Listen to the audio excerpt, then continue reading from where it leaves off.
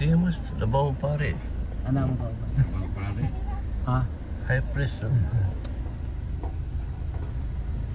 na kabukan. Asa man? Dito? Aroma Beach.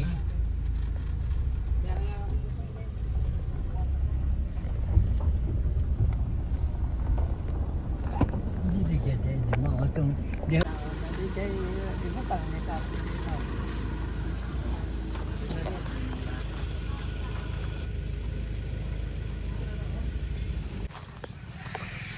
John, ikaw na yan?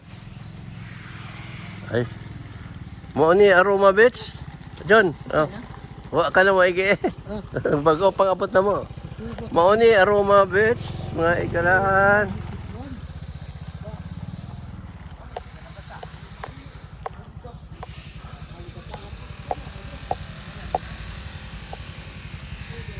Nag-raincoat ka?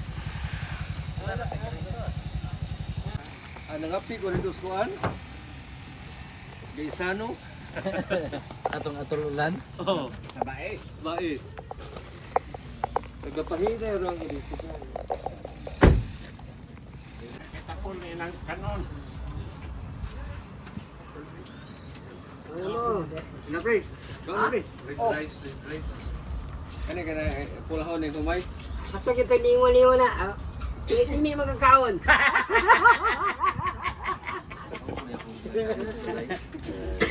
Ini green rice.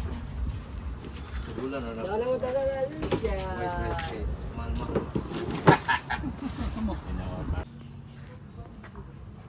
This is the Aroma Beach in Manhuyud. And these are the cottages in here.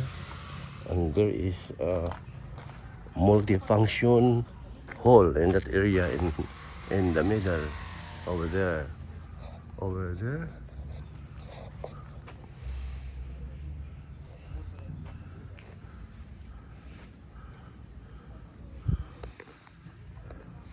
Medyo si mga gilay ano sa babae, iyang sakito naman.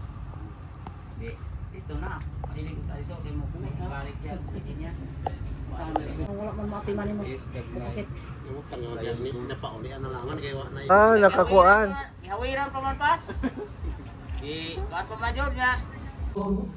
Hanapit kanimo niyang ko ug magatawos paghalimaya kang ganang pagdahi Dios Espiritu kung saan ka kay lamang ginatuhan ko ang kinahanglan ayaw ta responsibilidad sa atong pamilya. Pero dili pud na pwede nga diha ta motutok. Unahon nato ang ginultutok ang isip ng atong kuan trabaho. No kay aron makakagiya aron biyahan ta sa insakto. Amen. No? Kay ko wala nato di nato nabuto ni Ginoo. So pareha ta sa uban mga tawo nga walay pagtuo sa Dios. Giyon sa nila pagdumala ilang pamilya. So, i-pray nga daghang tanay mga amahan nga ma-appeal ani natong gihimo na pag-enhance o kanang pag dili magigon ni tapok-tapok kundi pag dinasigay man gud ni. No? Pag dinasigay makakuan pud ta makadong ta mga labas nga mensahe gikan sa Dios para kanato. No kay kita karon nga panahon mga amahan di kusukutos tapok ka sa palitapuhanan tapo. Kinamay naglantaw. Mutuman sa pulong. Ang tao nga mutuman sa pulong o ang tao na ito adunay integridad, no? So, ang kawayan pag panahon sa kanang bagyo, dun sa may mahitabo sa kawayan, maputol ba siya? Dili. Hindi ka human sa bagyo mo, magbudahan to na siya, hindi ka mas bagyo mo, balik ang nagtindog. Kaya nga naman, na may gamot. Pero ang gold, sinaw siya ng taon, pero pag abot sa... Kumbaga, kinsa may makatindog diya sa iyang presensya, sa iyang dapit, katurang tao nga honest, na ay integridad